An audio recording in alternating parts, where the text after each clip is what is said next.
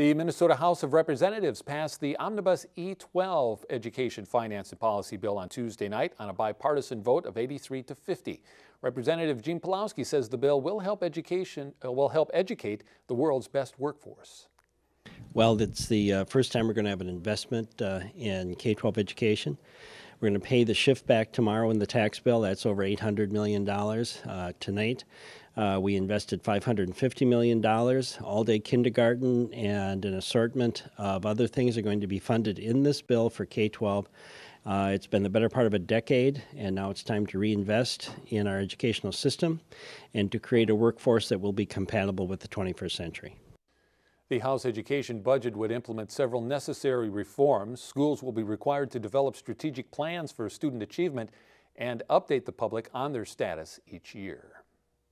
The Senate's education bill has a similar focus to the just-passed House Omnibus education bill. Senator Jeremy Miller says student debt, higher education oversight, and K-12 funding are all part of the Senate's bill.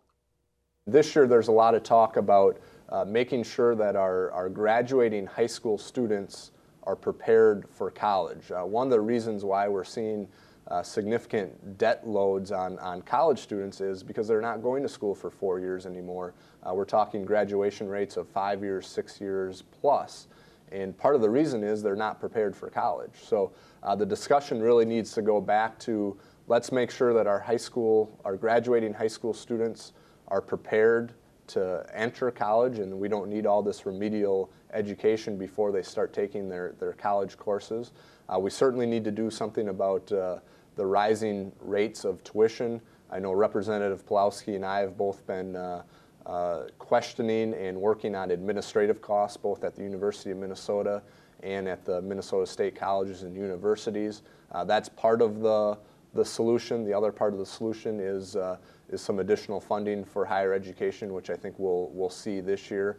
And we'll also see some additional funding for early childhood through 12th grade as well.